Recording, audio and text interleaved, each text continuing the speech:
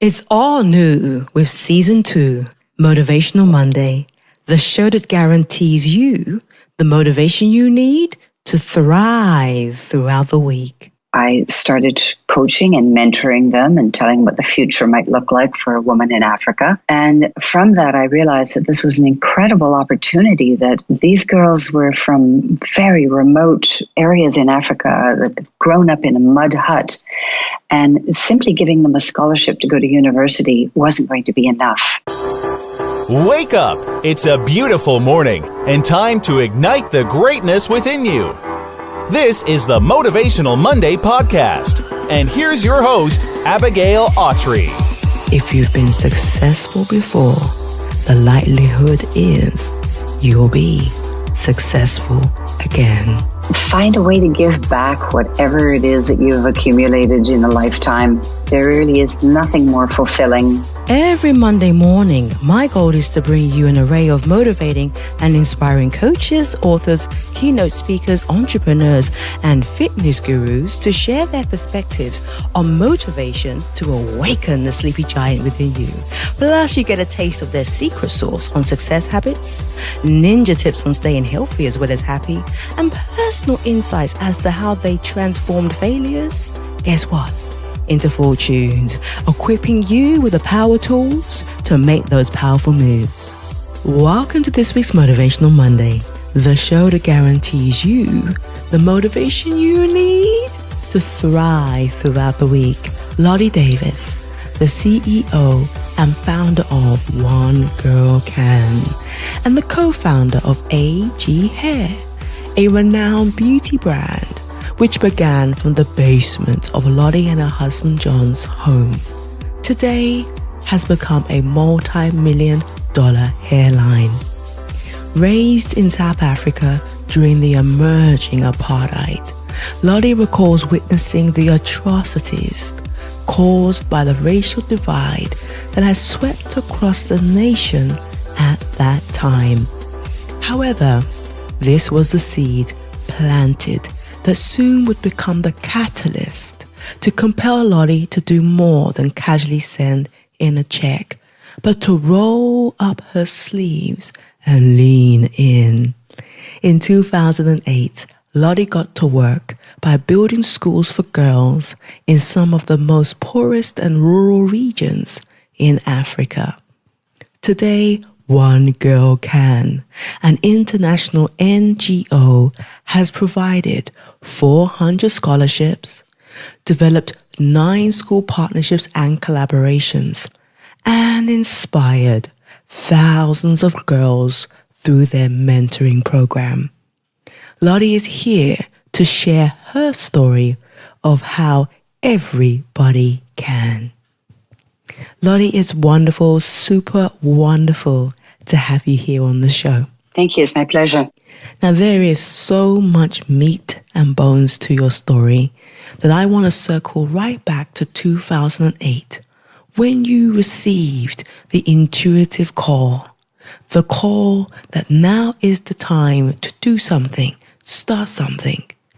How did this calling come to you? Well, that's an interesting question. Both of my girls had left home and were in university. One of them was already starting to work. And I went into their rooms and looked into their closet one day and realized that all their clothes were gone. They weren't coming back anymore. And it had such a profound impact on me because that had been the biggest joy in my life, is raising 2 girls and watching them become what they were meant to be. And I had always wanted to go back to Africa. I was a fierce feminist since I was 13 years old. Mm-hmm. And I knew that I had always wanted to do something to impact gender inequality, but raising children and running a business had kept me busy for a few years. And suddenly I realized that this was the time that I didn't have to say goodbye to my own daughter, but I could potentially welcome many more girls into my life and try to help transform their lives by simply being a support to them. Walk us through what I guess could only imagine must have been a tear-jerking moment when you're standing under the scorching sun on the African soil and watching classroom after classroom being built, libraries and computer labs and dining halls, all coming together. What was going through your mind? That's really interesting that you would put it that way, because it's pretty much exactly how I had one of the most astounding moments. In 2016, I found a new girls' school and went to visit it and found it in deplorable condition, so bad that I started allocating funds to rebuilding the washroom facilities and the dormitories immediately. Mm-hmm. And within 2 years, we had built 2 classrooms, 2 science labs. We'd renovated 7 dormitories, built a new dormitory, and had built a washroom facility with flushing toilets and showers in it. And when I came to see it, and it was in the middle of the day, scorching sun, the whole campus had been transformed. It wasn't just sort of one by one, but suddenly all the buildings were painted and everything was fresh. And the minute I saw it, I just had tears running down my cheeks, because it was overwhelming that it had all come together. You put your head down and just get things done, and then when you actually see the result of it, it's pretty astounding. And the governor came to the school that day. The bishop was there, the head of the educational branch in that county, and the founders of the school. And it completely escaped me while they were all there. And then I realized that they'd come to thank me, that no one has ever come and done something like this before. The government doesn't support infrastructure for the schools at all in Africa. There simply isn't any money for it. So most schools just continue to deteriorate, and there are no funds to build them. So it was unusual for them to see this, and it was a pretty profound moment for me. I can only imagine. Now, I think that it's inevitable that the moment anybody embarks upon the pathway to doing something significant, that you will be faced with countless obstacles and opposition. What were some of the challenges that you faced along the way? I think that the biggest challenge I faced was working with an NGO in Africa. As you mentioned, I am an entrepreneur, and my husband and I started a business basically with no money at all. And I had never worked with an NGO. I didn't understand how bureaucratic some organizations could be, that there's lack of accountability, there's a lack of urgency. And I wasn't used to this sort of thing. And I saw a lot of money and time being wasted. And I think that was the biggest roadblock for me. And after about 4 years of working with them and seeing money wasted and wasn't getting the progress that I needed, I realized that if I was going to make a success of this, I was going to have to do it myself. Yeah. And once I got over that mental roadblock, that how can I possibly take on a business 11,000 miles away from my home and make a success of it, once I sort of got over that mental roadblock, everything went really smoothly after that. It was exactly the same as building my for-profit business. I thought, I know nothing about the charitable world. And that turned out to be a benefit because I had no misconceptions. And I really built One Girl Can with key deliverables, with timelines, measured the results, had strict budgets, a good marketing plan, a solid social media plan, all the same things that you would do if you're building a startup business. And it worked. It worked. I listened to my customers. It's the same thing that I did when I built AG Hair, is we would ask our customers what they needed, and then we would deliver on it. And the girls in Africa are my customers, and they tell me what they need. And that's why the program is successful. Dear listener, I want to take a moment to encourage you. No experience in life is ever wasted. The information and the expertise that you've gained over the years have value, and they are transferable. Just as Lotte was able to do, you can do the same too. By taking a similar strategy or concept that has worked before, you can replicate it in a new way. And remember, if you've been successful before, the likelihood is you'll be successful again. Just give us an idea of the strategy that you applied, knowing that you were 11,000 miles away. I think that's very simple. I hired somebody to be my eyes and ears in Africa. The first time I did it, I hired the wrong person, as we often do. Mm-hmm. And that helped me understand exactly what I did need. And honestly, we put an ad in Indeed in Kenya. We had a number of applicants. We did Skype interviews. I went to Africa and did personal interviews and hired somebody who is absolutely perfect for this role. And I'm in touch with her every single day. I go to Africa twice a year. And really, it's just if she was 3 blocks away or 11,000 miles, it doesn't really matter. She has a specific plan that she needs to execute on, and she's passionate and committed as much as I am, and the job gets done, and it gets done very well. Awesome. What's been one of your most proudest, fondest moments so far? There are so many, but I think the most recent one for me was at the conference that we put on in Nairobi every year for our university girls. Yeah. And if I can maybe just give you some background on Please. that. Once the girls started going to university, I realized that it was going to be very difficult for me to see them year over year.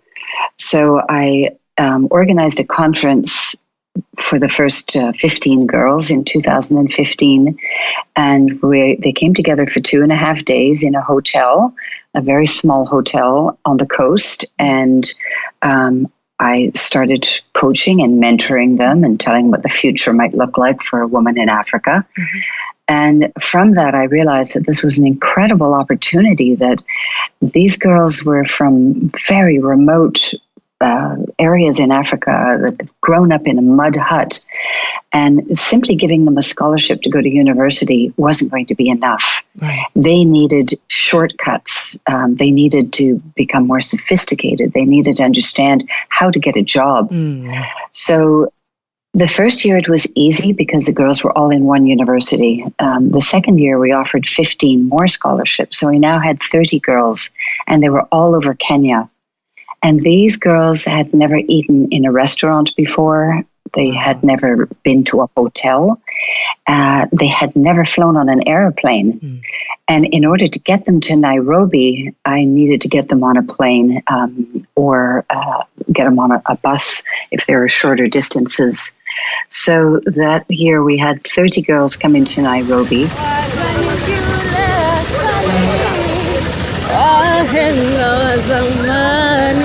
If I had done nothing more than invite them to that hotel and put them on an airplane, I would have transformed them forever. Yeah. Just the exposure that they had and the feeling that they could actually belong to a community of people who take airplanes and stay in hotels was enough to change them. Mm. But we started introducing workshops on professional etiquette. Mm-hmm. And many of them are taught by successful businesswomen in Nairobi as well, not just me.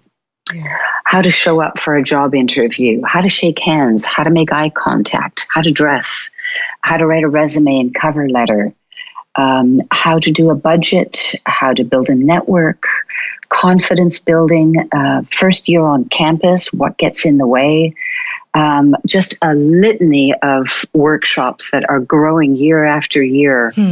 So we bring these girls to the conference. The following year, there were 60 girls because we gave another 30 scholarships away to university. And this past year, we were able to give 63 scholarships to girls in our 9 schools for university.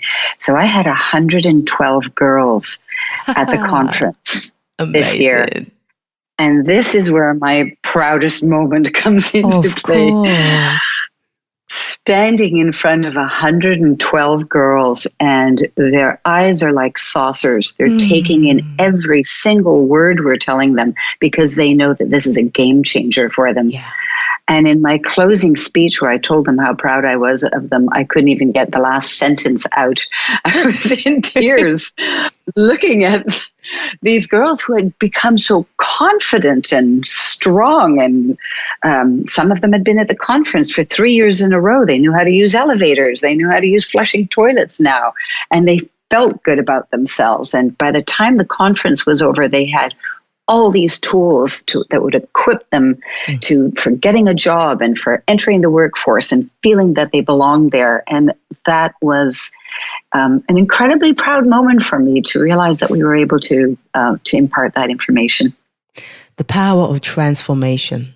It's, for me, I think the true essence of what you can give to a person is a sense of self-esteem and dignity. That they know that they are somebody and they have a voice. Yeah, that is so true. And you could see it written on their faces. Yeah. That was 112 girls. Next year there will be 200, and it will grow and it will grow.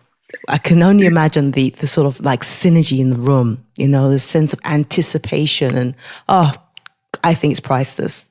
It really, really is priceless. Reflecting on all that has happened in your life thus far, how important is it to pursue a purposeful mission in life? I can't even tell you how vital it is. I think when I had no money and we were filling products in our basement, I used to think that the apex in life would be to have become wealthy and to have financial freedom.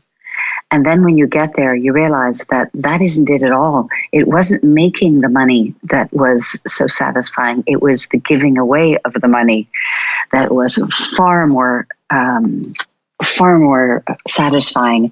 But not just giving it away, being involved in leveraging it and changing people's lives, and in being able to share the knowledge and information that I've subconsciously accumulated over a lifetime has more value than the money in many ways.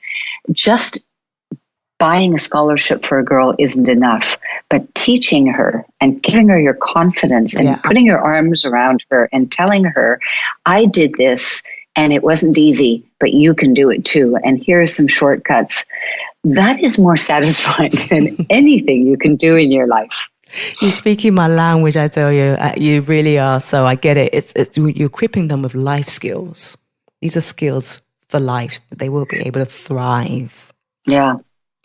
Lotte, what one single piece of advice would you offer to somebody listening whose eyes are welling up with tears? Their belly is tied in knots because what you have been able to accomplish resonates with them? I would probably say find a way to give back whatever it is that you've accumulated in a lifetime. Find a way to get engaged. There really is nothing more fulfilling. And it helps you continue to grow. It connects you with people that you never thought you would be connected with. And it's something that you can do until the day you die. You don't have to ever retire from it. You don't need money to do it. There is always something you can give, and it is rewarding. I somehow came up with this mantra for our business that giving back is the reward for our success.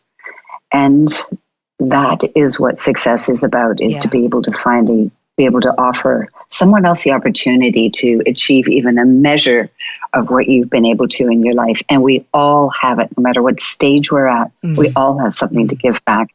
Looking back one day what would you like your legacy to be?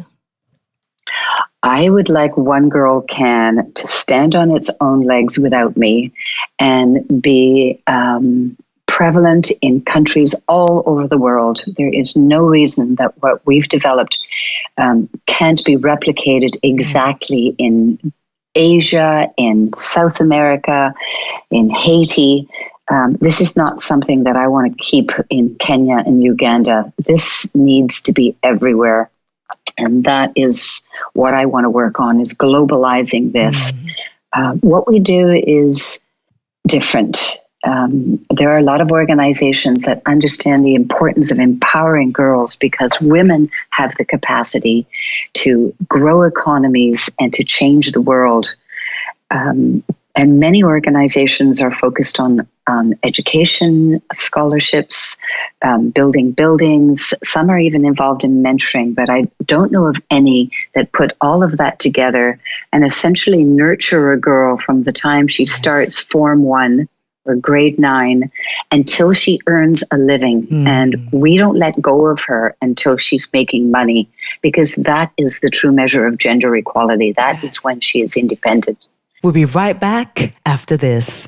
It's all new with Season 2, Motivational Monday, the show that guarantees you the motivation you need to thrive throughout the week. Do you ever find yourself thinking, I've lost my confidence. I'm tired of playing it safe. I'm unsure whether my skills and experience fit in today's job market after having had a career break. Things just aren't working out for me at home or at work.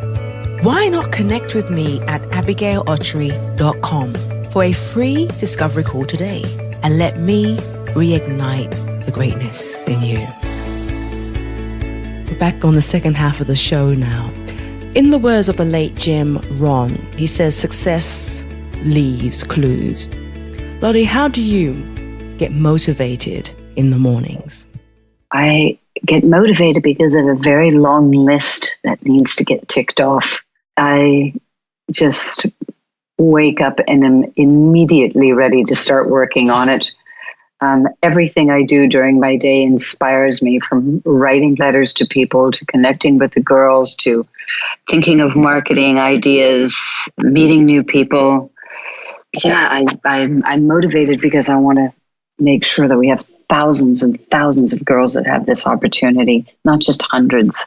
Staying healthy holistically, mind, body, soul, and spirit. One of the first things I noticed about you is that you have great hair. Share with us some of your secrets to how you stay healthy holistically. I ensure that I have exercise on my calendar every 3 or 4 times a week. I try to eat really well. And I also try to deviate from that from time to time so that I can just cut loose and enjoy time with friends. I think mostly just keeping busy and having something that you're so inspired by every day. I think mentally and emotionally, that's what keeps me going. My family is really important to me. Yeah, I think I have very good balance in my life. Beautiful. Finish the sentence for me. I'm grateful for my family. Their unwavering love, their confidence in me, their support. I don't think without them I could do nearly anything that I've done in my life. The love of your family is just so vital to helping you get up in the morning and keep moving along. The fact that they're all okay, I think that's what I'm grateful for. They're all healthy and mentally and physically. What gives me joy is being in Africa. Don't give up on your dreams because there's no reason that they shouldn't come true if you don't give up on them. Just keep putting one foot in front of the other, and eventually you'll get to where you want to go.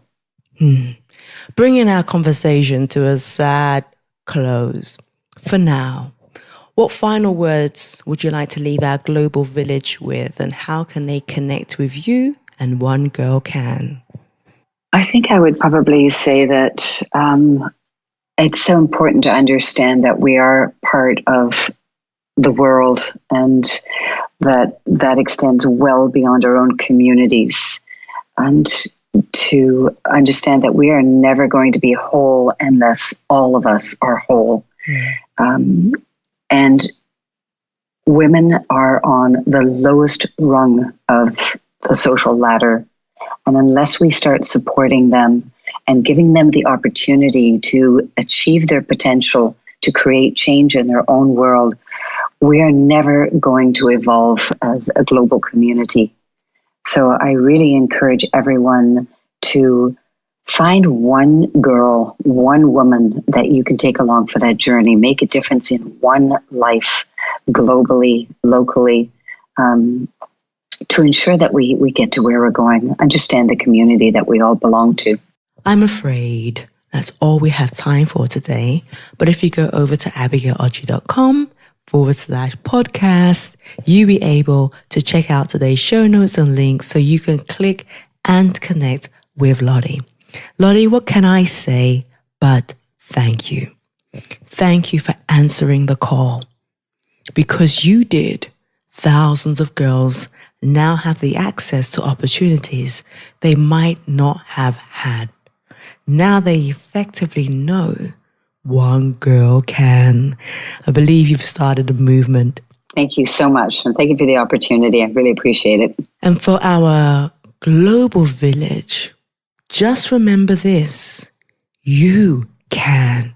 Just as Lotte had mentioned, you can start today by taking one girl, one woman under your wing and start mentoring, coaching, encouraging, teaching them. Start by looking outside of yourself and your needs and see what difference and what value you can bring to those who may be in your tribe or your wider community. It is far more blessed to give than to receive. I'll catch you all same time, same place next week for a fresh dose, you got it right, of motivation. God bless. It's all new with Season 2, Motivational Monday, the show that guarantees you the motivation you need to thrive throughout the week. Thanks for listening to the Motivational Monday podcast with career and confidence coach Abigail Autry. If you need a motivational boost in your life, visit abigailotry.com. Thank you for listening to another episode of Motivational Monday. If this content is adding value to your life, our one big ask is that you go to iTunes, Stitcher to rate and review. Not only does it help us build our global community in which we are committed in doing, but it also helps us get on even more amazing guests to share their knowledge with us all. Thank you guys for being a part of this uplifting community. And until next week, remember, you have greatness within you.